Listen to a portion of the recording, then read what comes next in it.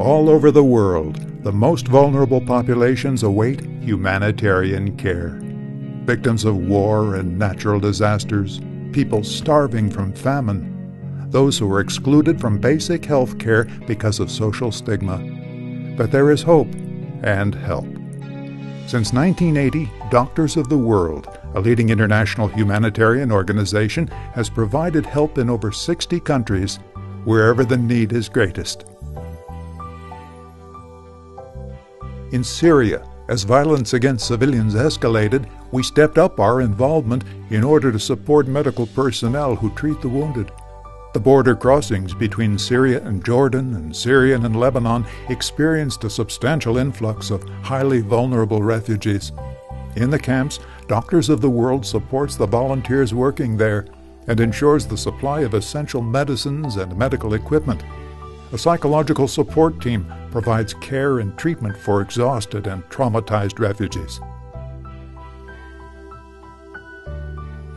Doctors of the World is reducing maternal and newborn mortality rates in Nepal, especially in the mountainous regions where we provide emergency obstetric and newborn care, available on a 24-hour basis.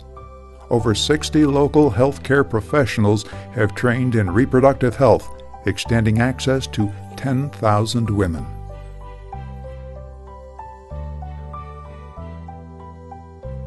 Our 22-year history of providing care in Haiti has allowed us to act quickly when it counts.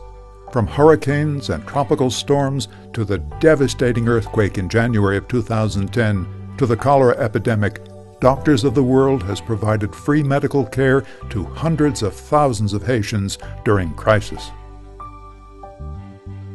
Doctors of the World has long been committed to delivering programs to the general population for the prevention and treatment of HIV/AIDS. Social stigma has prevented some segments of the HIV/AIDS population from access to prevention and treatment programs, such as people who use drugs, sex workers, and homosexuals. As a result, they are more vulnerable to HIV/AIDS and viral hepatitis. We focus on the neediest segment of the population.